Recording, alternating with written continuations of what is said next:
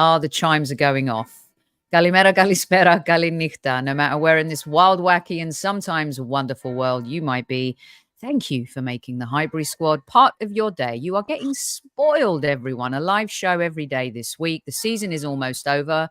But why don't we rewind just a little bit and enjoy the legacy that is Arsenal Football Club? Some special guests in the house, squaddies. Let's rock and roll.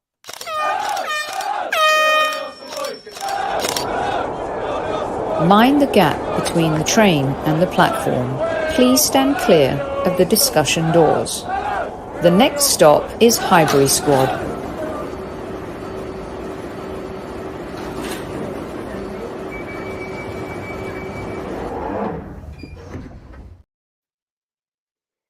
Personally, this is a photo I never, ever get tired of seeing. What a time. Can't wait to hear from you guys as to where you all were in 2004.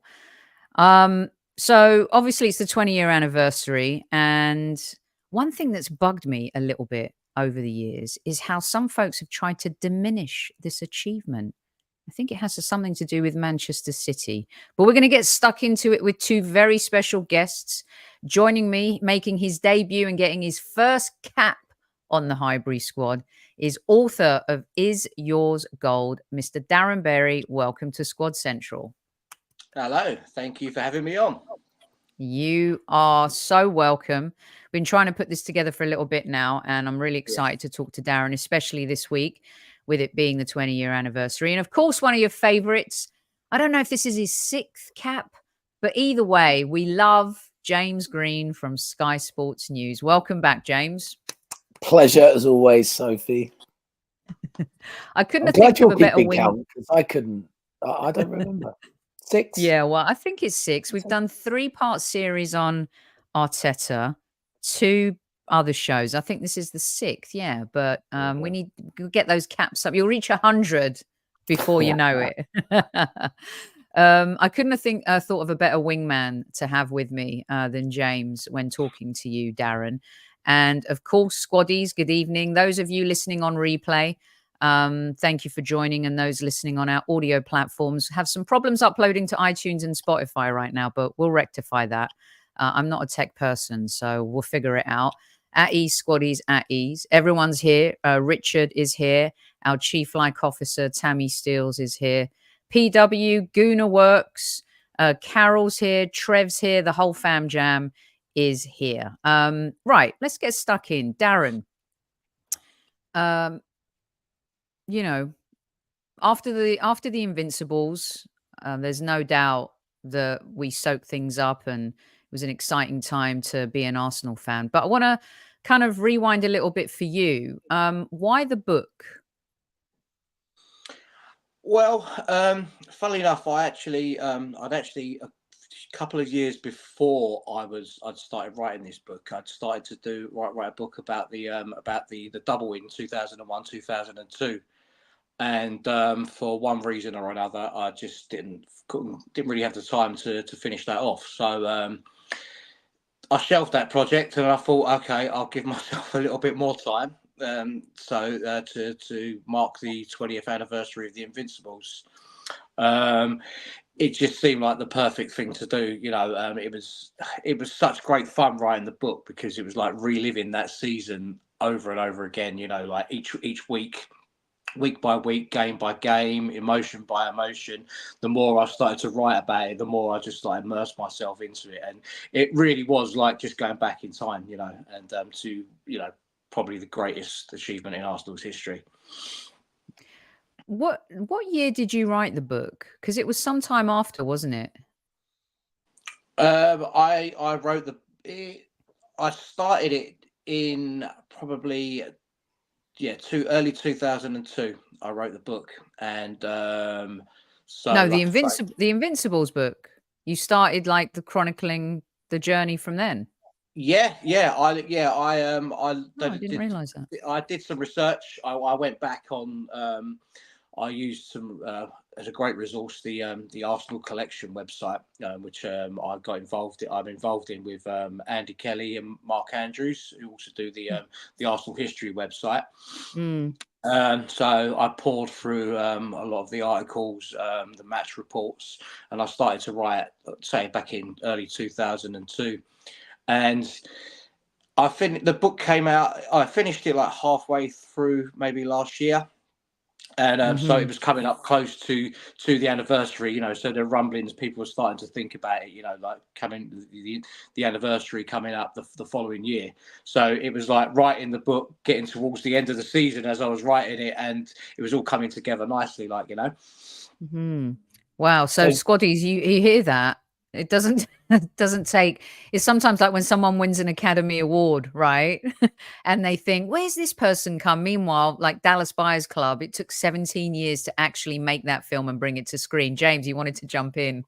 That's a great film, by the way. So Darren, if you started that in 2002, did you preempt that this was going to happen? Can you see into the future? Sorry, 2020, 2022. Sorry, 2020. Oh, 2020. Yeah, sorry. That's what I thought. I was like, wait, Do you know what? I'm talking on. about 2002. Let's rewind that. Yes, sorry, 2022. That was a good year too.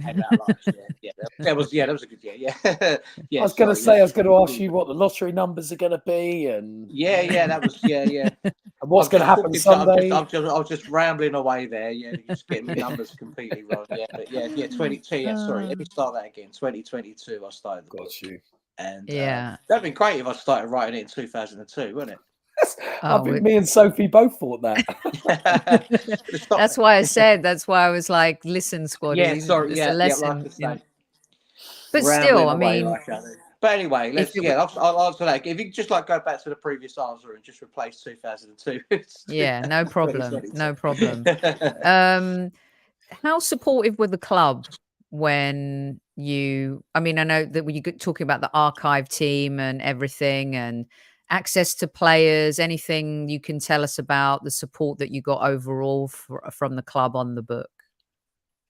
The club didn't get involved in it at all, really. One thing I did have is that I speak to Perry Groves quite often, and he was on the show last week.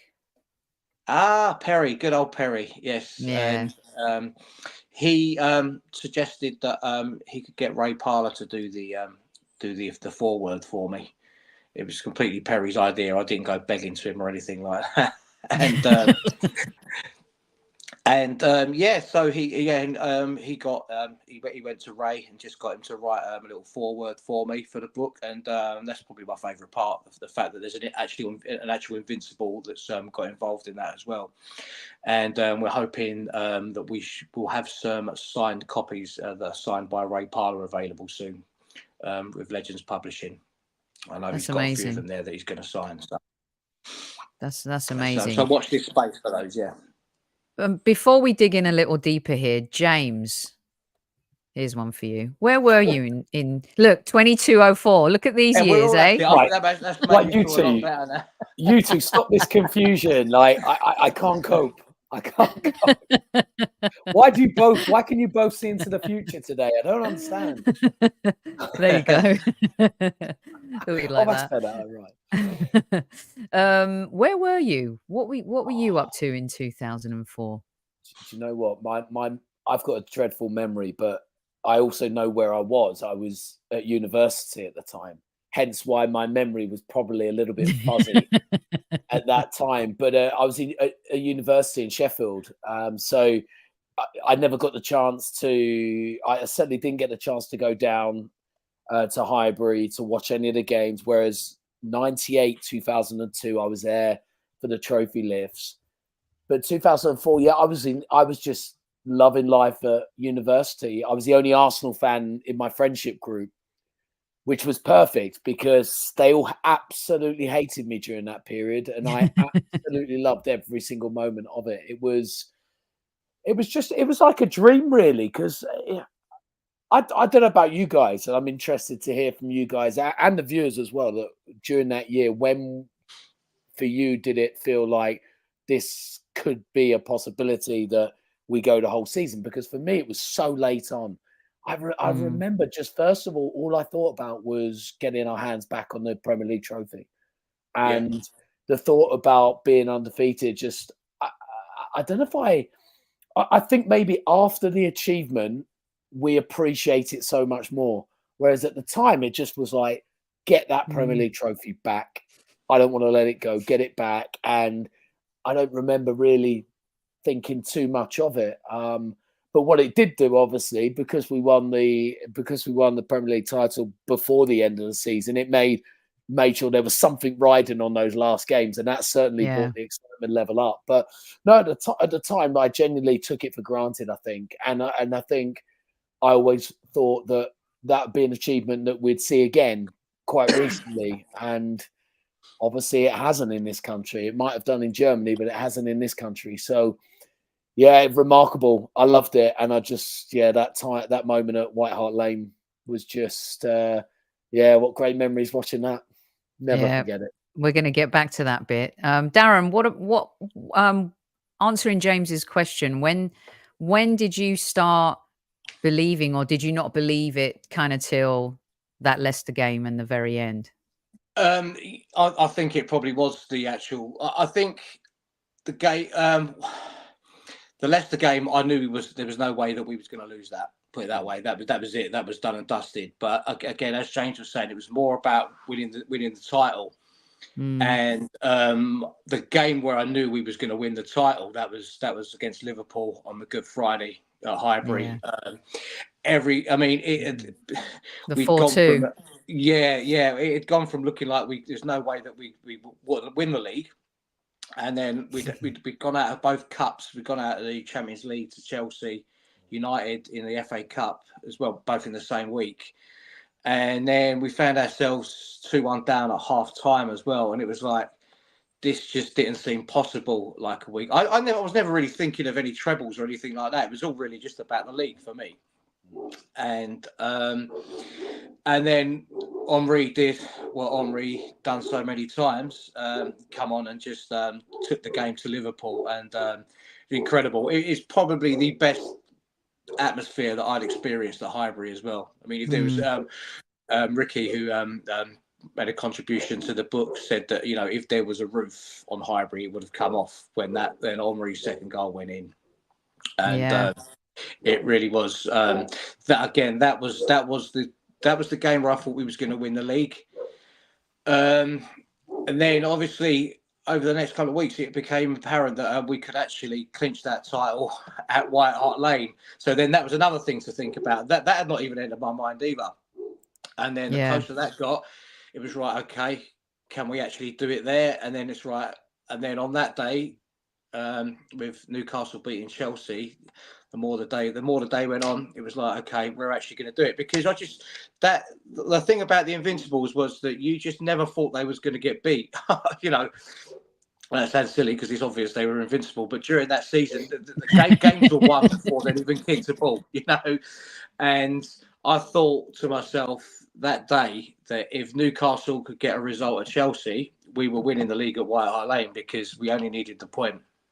Yeah, and there was no way we was going to lose there. It still annoys me a little bit to this day that we didn't actually win that game, because we could quite easily have absolutely hammered them in the first half. But by the time we'd gone 2-0 up, that was it, done and dusted. Them. I was celebrating winning the league, and then obviously that little bit of madness at the end. But it sort of turned out a little bit better in a way as well, because there was a lot of Tottenham fans that didn't realise that we only needed a point to actually win the league there, and a couple of their players as well, by the looks of it. And so, as much as I'd like to have actually absolutely hammered them at their place to win the league, the fact that there were some of their fans celebrating at the end, thinking that they'd stopped us from winning the title, only to have someone next to them just go, mate, hang on. They've actually won it, that. So, that sort of that takes a sting out of not actually winning that game a little bit. To be honest, this has to be the most, as an Arsenal fan, this has to be the most satisfying experience ever. And especially after what's happened this week with the City game, and really once again on display as the gulf between the two clubs, the culture, the mentality. But winning the league at White Hart Lane, I don't think there has been a more satisfying moment, James, as in terms of being an Arsenal fan. No, definitely not. Definitely not. It's just, you know, you pop those images up and, you know, if we were alive then and we remember those images, just give us that warm feeling straight away. Like, one player I remember actually from that point, and he might get a rough time from Arsenal fans now, Ashley Cole, but I remember him like punching like that, running up to the Arsenal away fans, and I'll never forget him doing that. And he's the one that always springs in my mind for doing it, and I loved it. And actually, a few years ago when Patrick Vieira was Palace manager, and we built quite a good relationship, and I talked to Patrick about that and said how that iconic image of you guys celebrating at White Hart Lane, and he just said it was the best day. It was the best day they've ever had at Arsenal. He said he loved it so much, and as you described it, it was just the perfect ending to what was a remarkable campaign. Even though there's a few games to come, but it was just the best, the absolute best. And he loved it. I loved it. And I still love it. We all loved it. Yeah. We all love it. Yeah, put that on rewind. There's no doubt about it. Darren, is there anything in the book that we, like our listeners, might not know about, or an anecdote or something in the book that you don't think many fans will kind of know about? What can you share with us that you think our listeners will really enjoy about anything like that in the book? There's a few of my own stories in there, because as I was writing, I was like I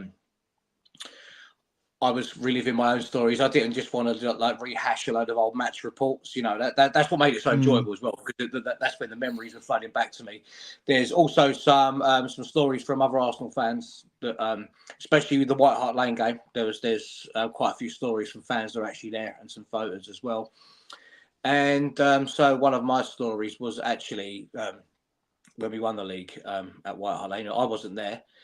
My daughter was only a couple of years old then, so I was not really in a position to be going there. But I did have a day out of the pub planned after the Newcastle-Chelsea game. And although I was pretty confident we was going to win the league that day, obviously there's still those nerves, and obviously alcohol does tend to get involved in those situations.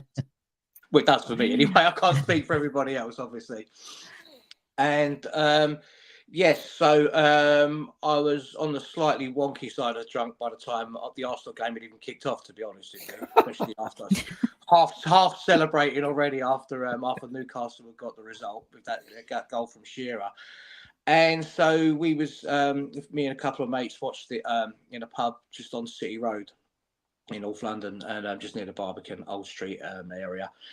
And the plan was, we was going to head down to, because we watched it on City Road, because I lived just near there, and by the time I could get out to actually watch the game, that was the closest pub we could get to. Oh, we lost him. Wow. What a way to bow out. He had too much to drink on City Road. No, not quite. But the thing is, I made it down there all right. Everything was fine. We was all celebrating, and it was a sunny day. It hits you, doesn't it? And we used to drink in a bar called T-Bird down Blackstock Road. It was a friend of mine actually used to own the bar back then, and another good mate of mine used to work behind the bar. And somehow I was managed to have so much to drink that my mate had been working behind the bar the whole time, and I'd actually seen him and, walked up to him almost. But I said hello to him later that evening, and he said, well, I've been here all day. What's the matter with you? You've actually seen me, I've been buying drinks, stuff like that. And that was so obviously that was quite... It's quite an entertaining. I think if there were a few sore heads and moments like that where folks couldn't remember stuff. James, you've covered a lot of the game. You've, especially in the recent years and stuff. But I remember that season. It was 20 years. I mean, you can't remember everything. But one thing you can never, ever forget is Thierry Henry. And when I started the show, I talked about how some folks have tried to diminish the achievement of the Invincibles because of Manchester City. And we'll talk about the trebles in a minute. But I don't think the league has seen anything like Thierry. I know Alan Shearer is the greatest goal scorer, but I don't think you can compare the way Shearer played with who Thierry Henry was. Fair or foul? No, that's fair completely. I mean, look, ultimately, when we talk about our favourite Premier League player of all time, it's all personal to you, isn't it?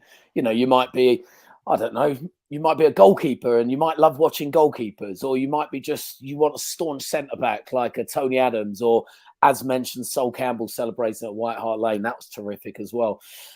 Look, for me, I'm the same. Thierry Henry, for me, he had everything. The fact that he turned up at Arsenal as a winger was just unbelievable, because we just never expected that we were going to get a player that could transform his game and develop under Arsene Wenger like he did and become the player that he was. But a player that was just so direct, so quick, so dangerous. It didn't matter where he was. If he picked the ball up deep, he was dangerous. If he picked it up over the top, you got no chance. If he was running onto a ball, he was actually pretty good in the air at times as well. He had great leap on him. He just had everything, and he was just excited to watch as well. You know, look, we can talk about Shearer, and Shearer as a goal scorer, sensational goal scorer. But who would you rather watch, Thierry Henry or Alan Shearer? It's always Thierry Henry. And Thierry Henry brought the love to that Arsenal team from a lot of other teams, I would say, at that time. And, you know, that Arsenal side in particular were so attractive to watch. They were everybody's almost second team that they wanted to watch. They were desperate to watch because they were so enjoyable. They were so easy on the eye. And that period was just, you know, as us Arsenal fans, we were treated. We really were. And look, he was part of just an unbelievable squad of players. And then, you know, we see the images still today that are constantly shown of that team lined up in a tunnel, and the height, the build, the ferociousness of them all, you know, the Sol Campbell, the Toure, the Vieira. I mean, they just had a Bergkamp. I mean, I'd be here all day anyway, but they had everything. And it was almost like as soon as another team looked at them in the tunnel, the game was won already for us. Yeah. And they had everything. But Henry was just incredibly special. I don't believe we've seen anyone up to that level in the Premier League consistently. Ronaldo probably comes pretty close, if I'm being honest. When he broke onto the scene, he probably played his better football when he moved on. But, you know, but you're talking about Cristiano Ronaldo, Thierry Henry. There's nobody like that. Nobody. Henry was just, he was unique. He really was. It was just the pace, the power, the skill all together, you know, combined. Another favourite moment of that season was when we pummeled Leeds at home. And 5-0. I was going to bring that game up because that to me, the way he destroyed them was just one of the single best performances I've ever seen in the Premier League. Yeah. It's interesting that you bring that one up, because that one I can't forget. And he was, you know, sometimes I feel like he's not mentioned enough as one of the greatest ever. Like, not just the Premier League, but ever. I mean, he's won everything. And sometimes when I think about him, and he's not in that conversation a lot. Someone who also, they want to tell me Zola, they want to tell me this, they want to tell me that. Darren, come on. DB10. It's really difficult when you've been talking about Henry and then you go over to Bergkamp, because obviously if you're asking most Arsenal fans who they'd say the greatest player Arsenal have ever had, it's always out of those two. And, you know, it can flip between the two. I always tell people that Bergkamp for me is the greatest player to wear the shirt. And he could do things that, you know, no other player could do. And the time when he actually came to Arsenal as well, it was, I remember when he signed and it was like, hang on, we've just signed Dennis Burham. That can't be right, you know. Darren, was it Bruce Rioch who signed Bergkamp? Yes. It was, wasn't it? Well, it was David Dean. It was David Dean. Yeah, no, it was. Yeah. Well, if you ask me on Twitter, I'll obviously tell people it was Arsene Wenger that signed him. But again, that's just a laugh and a joke. Yeah, it was. Yeah, David Dean and Bruce Rioch. I mean, I think I'm pretty sure that Rioch has actually said that it was him that told the club that he wanted to sign Bergkamp. I mean, I'm not calling him a liar, but I mean, that doesn't. It was hard enough to believe that we'd actually bought him, let alone anything, let alone that Bruce Rioch had bought him. But it was Darren. He was seeing that picture with Bruce Rioch and Dennis Burham. It's so weird with the Arsenal shirt, and you're like, how the yeah, hell has this happened? it doesn't make any sense. It's very strange. I suppose at the end of the day, whoever signed him, however we signed him, the main thing. Sign him, and we got to see, one of the greatest players on the planet at the Arsenal, and I think it was even better that it took him a few games to find his stride as well, because you've got people. I think it was Stuart Pearce who come out of an article in one of the rags back in the day saying that he was a waste of money. And obviously that didn't last very long. Actually, this is a good one from Carol. It still gets spoken about now, though. Every time anyone mentions Stuart Pearce, they think about that article. Yeah, well, I tend to forget stuff like that. But how much would Dennis Burham be in the transfer market, James? Peak Dennis Burham with Chelsea around, City around, all these teams around, peak Real Madrid and Barcelona in the transfer market. I mean, how much? I'm going to try and be realistic as I possibly can and try and take in today's market, but you have to look at 140 million. I would say. I would say that's fair. And I think that's probably a 100 million for Declan Rice. We keep saying we got him half price, which I think we did, but you've got to say it's got to be around 100, around that sort of mark. And he was so special. The only thing, Darren, I have to say, you think he's the greatest Arsenal player to wear the shirt. The only reason I'd ever say Henry is because I still don't forgive him for missing that penalty in '99 against Man United. United. I don't forgive him for bringing that up, James. Sorry, but it's always, it's always on my mind. I always, whenever I think everything he did, the goal against Newcastle, he was sensational. And yeah. Oh, is James spinning? James is spinning. What's interesting is it's football and moments. In the summer, we're going to do kind of a what if type of thing, and what if he scores that? Do United go on to win the treble? I think that Ryan Giggs goal was inevitable, and you do forgive him because hello James, we lost you for a minute. I got too excited, must have pressed that's what happens when you bring that penalty miss up. Yeah, you're right. I think it was Dennis Burham. I think you did it, Darren. You shut me down. That's fine. Yeah. I won't mention it again. Yeah, and actually Matthew, I think he's better at flying now, but think about games he couldn't get to as well, what that could have been like.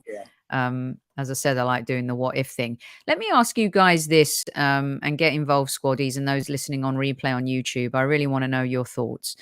Is the Invincible seasons greater than the treble? James, Sir Alex Ferguson has gone on record and said that going unbeaten in a season is damn impossible. And the proof is in the pudding. City and Liverpool have gone close of late. I think my personal opinion is that now Manchester City have also done the treble. It's not unique because United and City have done it.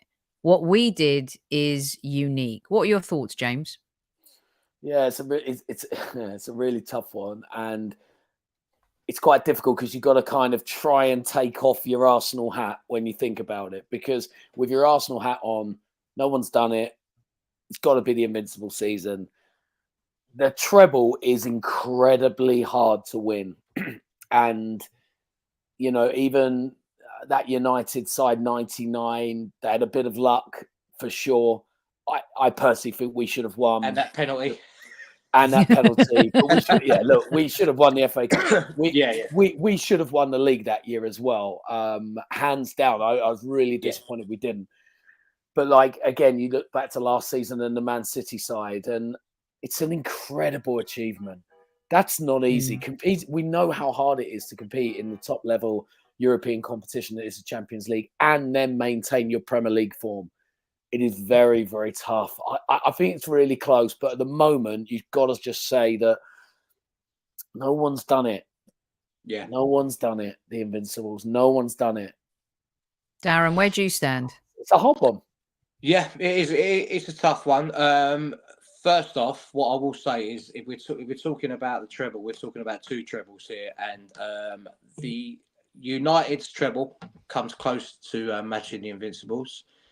It's more of an achievement than City's one was, because we all know why. But if you look at that Man United side back then, compared to how that current City squad was assembled, you've got players like Neville, Beckham, Scholes, that Fergie brought them through. And speaking of Fergie, I mean, he knows the score.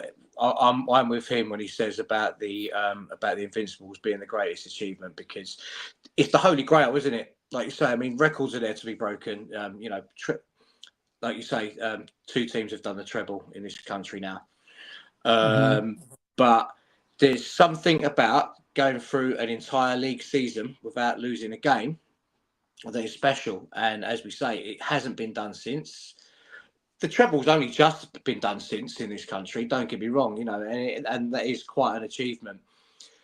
But I mean, like I say, to me, it's the holy grail. Going through an entire league season without losing a game. That is it. That is the pinnacle. And it was how we done that. I mean, you get a lot of people saying about how many games we drew that season. Yeah, that's it's rubbish. Nonsense. We'd wrapped that title up with 4 games to go. It did not matter how many games we drew. That is just irrelevant. I totally agree. I totally agree with you on that. James, the most underrated Invincible. Oh, do you know what? It's got to be Lauren. Got to be. He was a right midfielder. He wasn't even. I've got to be honest. I don't think he was even that good a right midfielder either. If I'm being totally honest, he was a better right back.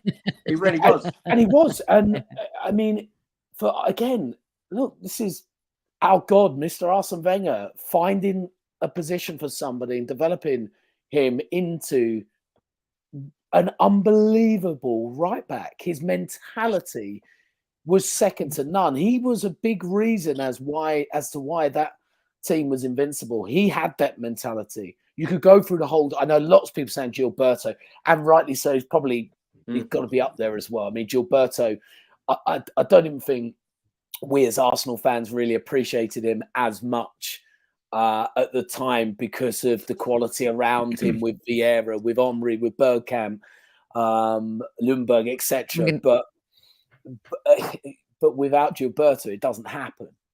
So I get why you'd say that. Absolutely. I just think Lauren's always like almost that forgotten one who wasn't playing in his natural position, but found the position that suited his game so well. He was utterly, utterly brilliant. So that's my shout. But look, Gilberto's very, very close. There's a good shout, and a few of them are saying that in the chat. And it's my opportunity, Darren, because this was one of my favourite moments as an Arsenal fan. I got to interview Gilberto in the States on the tour when they were in a tournament. It was great because I got to talk to Franco Baresi that day, Roberto Carlos. I was like, pinch me, because those are the types of players I love. And then, of course, we hung out at the event, and he is the kindest, most classy person you could meet in your life.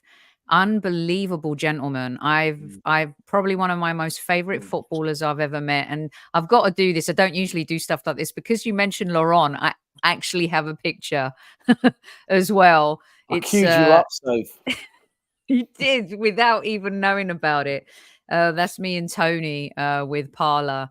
and Laurent in Washington when Arsenal came over to play in the MLS All-Star game. Again, another thing too, Darren, these are heroes. And when you meet them, you know, a lot of the time they say don't meet your heroes, but they never let us down. They were brilliant with everybody. Who do you think is the most underrated? Yeah, I agree. I agree that it's Lauren. I was actually just looking at the book because I did, as for part of the book, I'd done a poll on the Invincibles on Twitter, a few different polls. Obviously, the Invincible of the season was Omri. There's no no shocks there at all. The unsung Invincible hero was voted as Gilberto, and second place was Edu, and third was Lehman. Now it's quite strange that if you look at all there we go. What a What's guy! A wanker. Hang on, let me Not hear me. That you haven't got a photo with. So Yeah, you look ridiculous, Soph. I What look a guy. so ridiculous. What a guy! He's like, let's do something funny, and I did, and he didn't, and I'm like, shit. I got stitched up. Love it. Yeah, it's Go on, strange to me Darren. that if you look at those three, you could go, oh yeah, you could see them as being the unsung hero as well. And then if you add Lauren to that list, it's quite strange that you've got 4 players that you could say were unsung heroes that season. I mean, it just shows you just how good that squad was. You know, like I say, the obvious ones are the player of the season, Omri and stuff like that. With Vieira a close second, I think it was, and then Perez. I think all of them warranted, you know, because someone wrote in the chat, you forget that, you know, people forget that Edu was in that team. Yeah, you know. But what a player.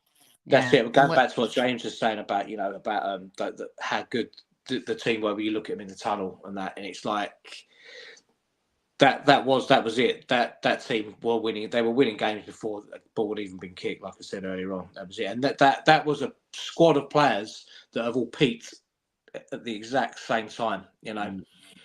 I want these guys to have that. They have that intimidating vibe. I love this picture so much. It's coming, isn't it? And I think when that picture was posted and people started looking at it, it did resemble what we saw back in 2003, 2004. It resembled that. All of a sudden, we finally got some characters. We've finally got some players that are tall and imposing that we've been lacking for so many years. And we've got that. I mean, oh God, they're beautiful, aren't they? Oh, I love it. That's amazing. They really are. Before we get to a little bit of, I want to talk about the current Arsenal with you guys as well. The elephant in the room always, Darren, is Arsene Wenger. The Invincible season definitely gave him the keys to the city, Arsenal City. And in hindsight, you know, is that a good or bad thing? Because things went pear-shaped after that for us in terms of being competitive in the Premier League. I wouldn't say immediately, but the last 10 years of Wenger's reign especially was pretty dire. The fourth, consistent Champions League football. We weren't really competitive in it for a long while. What's your take on that? And in your book, if there's something that you kind of speak to regarding that. I suppose it's one question is whether that Invincible squad were broken up too early. It's quite difficult. I mean, we don't forget with the stadium move as well. I know we talk about not being competitive in the Champions League for so many years. But if you look at some of the squads we had back then, just getting top 4 was quite an achievement. And obviously we had to go through a few years not being able to get the checkbook out in a way that we were probably needed to when you had like teams like Chelsea. Don't forget the season after we went Invincible. That was when Mourinho came to Chelsea. You know, Abramovich was already there during our Invincible season. Then Mourinho come along. There was money being split. We couldn't keep up with that probably anyway. But then we had to contend with moving to the new stadium, you know, in the years of austerity that followed that. I do think Arsenal stayed on longer than what he should have done, but it's difficult to fault too much those first few seasons after the Invincibles, you know. But yeah, he stayed on because of 2006, maybe. Yeah. Again, I speak to Perry Groves quite often, like I say, and he's actually mentioned before about the fact that what happens is you don't reinvent things. People, you know, when you play the game in such a different way, and what Wenger done when he first came to the country, he completely changed the way everything involved with English football, not just the way they played on the pitch, the way players prepared for games, the way they train, diet, everything like that. And what happens is when you're that ahead of the game, eventually other clubs will start catching up with you, you know.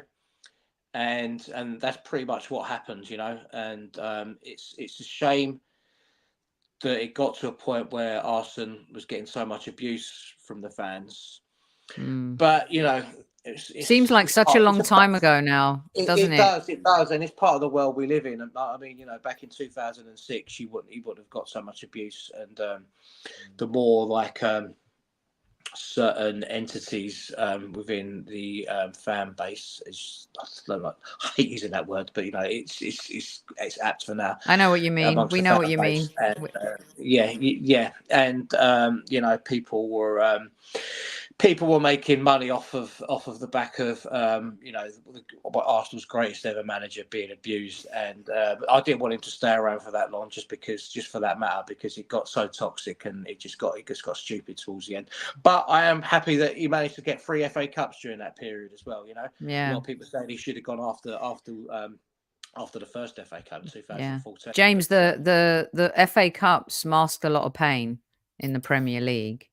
Yeah, it did. Look, I think Darren probably summed it up pretty well, really. The stadium move was a tricky period. The rise of Chelsea was a difficult period. We couldn't compete. We couldn't keep up. We were losing that incredible squad from 2004. They all started drifting away. I think Vieira left in 2005 after the FA Cup final from memory. Omri wasn't long after 06. You know, the age of the players. There needed to be a rebuild, and it's interesting actually. I speaking to football managers now, and they explain even speaking to Postecoglou, and he says how difficult it is to do a second rebuild. To do one is really, really tough. So when you get in a club, to have to rebuild, that's really tough to do. But then to have to do it again and go through another cycle is so difficult, and that's probably what we don't think about, that he had to keep replenishing the squad. He was there for such a long period of time that it's a really difficult thing to do. Alex Ferguson was a genius at it, absolute genius. But he also inherited a youth system that developed the likes of Beckham, Scholes, Neville, the class of 92, etc. That will never be done again. I don't think it probably will have that class that all come up and become absolute superstars. So, you know, that's where they had the advantage, Manchester United. But, you know, for Arsene Wenger, it was different, and he had to find a different way of doing it, and then move into a stadium, and then pay for the stadium to make sure that we are financially secure. So, look, he made some faux pas though too, James, over the years, where I don't really want to hear him talk about who he could have signed anymore. That's the one thing that angers me a little bit. You know, don't tell us who you could have signed. You should have just signed them. I know. Yeah, that's painful when I hear that. I have to say, when he said, "Oh, we had Ronaldo on trial or Zlatan on trial," I didn't like him. Yeah, don't say that. He did sign Thierry Henry, so you know. Yeah, he got Thierry Henry, but look, look, as Darren said, look, it was a shame it ended how it did. Actually, I was with some fans doing some stuff for Sky on Tuesday in the build-up. Yeah, tell us about that a little bit, because we're moving on to like the current Arsenal. Give us a little bit of a debrief. So, I mean, at that point, we actually talked about, you know, the fans were just so happy, and the overriding feeling was that regardless of what happens Sunday, regardless of whether we win a title or not, everyone's so proud of the team. proud of where we are, proud of the achievements, proud of the constant improvements. And they were all thinking, and we had multiple conversations with people going, look, I remember not that long ago, you'd go to Emirates Stadium. I remember being at a game, I looked behind me and there's a fight going on because someone didn't like something and someone didn't wanted the other thing. And it was toxic. It was horrendous. The atmosphere was awful. The stadium had no atmosphere. It was a dreadful place to go. Now it's completely different. So look, it's fantastic. It was an interesting day Tuesday. Trying to preview supporting Tottenham. What a weird week, by the way. What a strange week. I still, regardless of who you support, how you can ever want your team to lose is far beyond me. I do not understand it. I think they've let themselves down. Speaking to somebody within Tottenham last night, they're not happy with how everything happened, apparently behind the scenes at Tottenham. So staff members at the club were basically, during the build up to the game, were talking about how they don't want Tottenham to win. So that's happening within the club. Staff members who actually work for the club. Staff members who work for the club, who are Tottenham fans, were talking about wanting Tottenham to lose because they didn't want Arsenal to win. Ange Postecoglou got wind of that. Then obviously we know the fan movement and the fan chat, and then he was asked about it in his press conference and he gave his reaction. I thought he was, by the way, I thought he was excellent in his press conference. And then during the game, you've probably seen the instance with the fan during the game. There's two versions of that apparently, and this is from someone very close to Ange. And one is that the fan just basically constantly berated him to say, blow the game, blow the game, blow the game. We don't want Arsenal winning, and didn't stop talking. The other one is he mentioned that a lot, but then he started getting really abusive towards Ange, and Ange just snapped, basically. So, yeah, it was a really interesting, an interesting week. It's explosive. I think Tottenham are pretty glad that there's only one game left this season and they can have a bit of a reset. It's, we talk about toxicity at a club. I think that could cause quite a lot because you've got a divide. You had fans who concentrate on what we do. We need this big club mentality. And then you've got other fans who are still living in the past of just worrying and concentrating what Arsenal are doing, which I think is pathetic. And I would say it the other way around. If I saw Arsenal fans and we were in that position, I'd be disgusted if any Arsenal fans wanted us to lose. I just wouldn't. You've got to use that as motivation, surely. So yeah, really interesting. Probably quite fun in a way to sit back and watch it happening to the neighbours. I think it really does. It sums up the state of Tottenham Hotspur, doesn't it? Where they were so desperate to stop us from winning the league and getting, and City beating them, and now they're still arguing amongst themselves, even though they probably have stopped us from winning the league. I mean, it just shows, doesn't it? It shows why. Well, we stopped ourselves from winning the league. Go on, James. We did, yeah, absolutely. I mean, they think they did, yeah. For sure. We know it's down to us and our achievements, but it shows that why they haven't won a trophy since 2008. But look, so that was going on, and then wow, that's brilliant, James. Thanks for sharing that with us. Squaddies, you guys are spoiled. James giving it to you, that's hot news right there. I mean, I know. I'll give you knowing one thing. Okay, yeah, go on. I'll give you one. So I'll give you this. So last weekend, I understand, and I found out directly from the player's agent that one of our players is off to Newcastle, and the deal has been agreed. One that has caused a lot of debate and divide this season. One that I know, Sophie, you love dearly.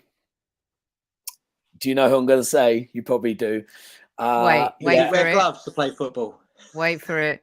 Yeah. Wait for it. So it's my understanding that Aaron Ramsdale has agreed, there he is, to join Newcastle in the summer. So yeah, that's come direct through somebody speaking to somebody I'm very close with, who's close with his agent, and he said it's done. The deal's happening. I don't think that'll come as much of a surprise to many Arsenal fans, if I'm being honest. I think the writing was on the wall. It was going to happen. He can't sit there and be a backup goalkeeper. He's too good for that. He was always going to go on to pastures new. And there was also, I think, I saw a few reports this week, a few other journalists talking about a backup to Raya this week and what goalkeepers might come in. The likes of Jason Steele at Brighton was mentioned. I think actually would be a pretty good number 2 because he's very good with his feet. So he plays very similar way. That's going to be crucial moving forward. But yeah, it sounds like that's happening. The club haven't commented or saying nothing at the moment. As you can imagine, that will always be their stance. Focus will purely be on what's happening with the league, rightly so. But yeah, it sounds like it's going to happen. It's a bit of a sad end. But look, I think personally, I'm sure you've got your views as well. But personally, he did a wonderful job when he came in. He was part of the reason why this club has gone forward like this. He was a fan favourite, did a great job. And I think all Arsenal fans will wish him well. And that's it. But in my opinion, David Raya is just a little bit better. And I'll take that. I agree. Totally agree. There's 2 players. Listen, what I like about this is that Arsenal have become so much better and we've improved as a team so much that it is inevitable we're going to lose players that we love. But to take 2 in a week, Vivianne Miedema is a gut punch. Like, you know, there are a lot of us watching Arsenal women for a lot of years, and Viv is a trailblazer, and we're going to do a whole show on her with Demian and Albert and a great journalist because she deserves it. I mean, she helped so much put Arsenal women on the map after a period of time, you know, where you had legends from the Vic Akers team and that quadruple winning team. And her legacy is one that will just live on. She is a GOAT, not only at Arsenal, but in women's football. And to see her go to City, maybe, that really is a gut punch. I'm bummed about that. I haven't been bummed as a fan for a long time. With Aaron, I think that he deserves his move. He's a great, great guy. His family are awesome. They fell in love with Arsenal. We fell in love with him. The All or Nothing documentary showed you just how down to earth his dad is, the family is, and they wanted to be Gooners forever and ever and ever. And unfortunately, in modern day football, it doesn't work out that way. But let me tell you something. The Magpies are lucky. Newcastle fans and Aaron Ramsdale were probably made for each other. They're going to love him up there. They're going to fall in love with him up there. And he'll be their guy. And I couldn't be happier for him and his family. He's a dad now. You know, his life's evolving. And I just think that inevitably we're going to lose players that we love. And to lose those 2 in the space of a week is really a gut punch. But I wish them both just the best, you know? Yeah, I think well said. I think, look, I don't doubt that this will happen, by the way. I really think he's gone to Newcastle. Obviously, we can never get any official confirmation until the club announce it, but it's going to happen. With Miedema, just on that, I know you're going to do a show on that. The problem now is that a certain player in that squad is very, very angry that a contract hasn't been offered. You don't even have to tell us which player. No, I don't. Yeah. And she's but we all know. She's very upset. She's really angry. She's really hurt. And there is a little worry that can then start to cause a problem for a team that needs to start producing results on the pitch. With the results off the pitch going so well, stadiums filling up, the announcement that the Emirates is going to be the new home for Arsenal women, which is fantastic. That's an issue that they need to try and sort. And I hope it doesn't have a hangover. But I think that could be one to watch. I really do. So let's see. That's the first thing I thought of when that happened. The first thing I was like, oh my gosh, the roll-on effect to this could be catastrophic. And, you know, they've put their eggs in the Jonas basket.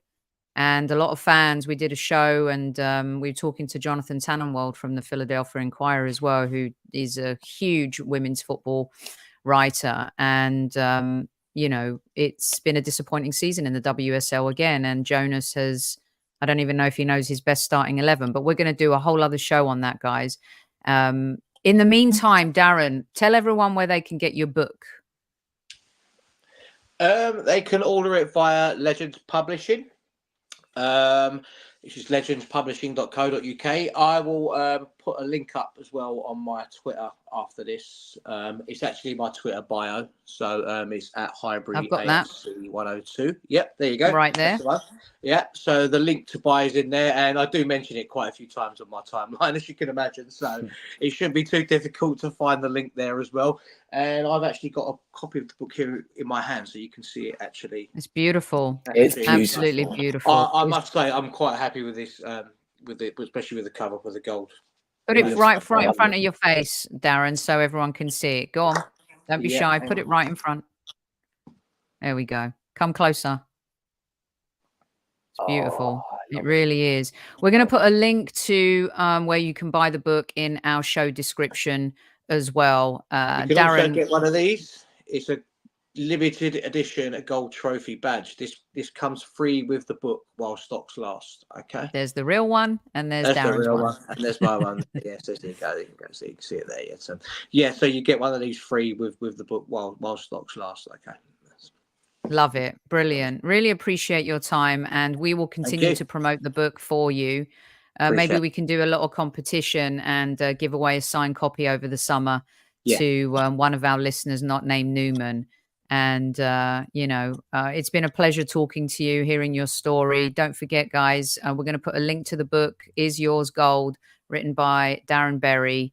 It's brilliant. He's brilliant. And I always appreciate a writer, you know, kind of, it's not easy putting a book together.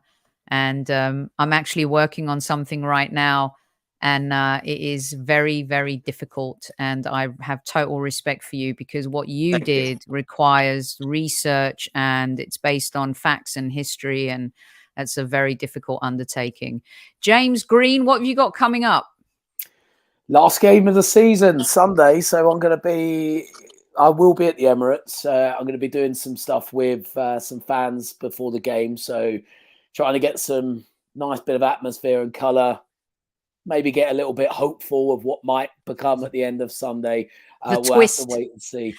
You know what hope does, James?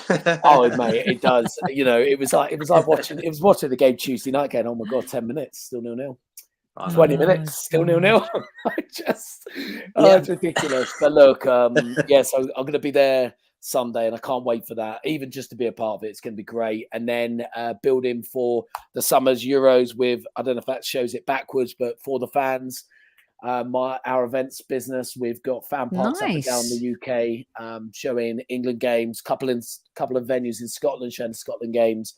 So yeah, it'll be after Sunday. It'll be full on Euros head, and get excited for what could be, for us English, a very, very special summer that awaits. So yeah, as long as Harry Kane doesn't start up front, England have got a chance. You know what, Soap? I could not care less. He plays for Bayern Munich now. It's fine. Don't care. Whoever starts, whoever plays, Tottenham, Arsenal, Chelsea, I couldn't care less. It's the so-called block. That's the thing I'm talking about. Maybe. I know you are. Well, thanks a lot, guys. And James, thank you for sharing those bits of news with us. We really appreciate it. Might ask you to come back so we can have a little bit of a deeper discussion on a couple of those things as well. Always appreciate you, respect what you do. Catch James on Sky Sports News, and let's get you back to talk about the Euros and what you're doing as well. Darren, your book can be shipped internationally, correct? It can, yes. Yeah. Okay, wonderful. All right. Okay, guys. Well, that's it. Please do share this show with everyone. I'm sure you'll be sharing some of the news that James broke on our show here today. Don't forget to send Super Kev your love. Keep it coming. He's watching and listening every single day. Until then, don't forget to tell your loved ones you love them. At ease, squaddies, at ease.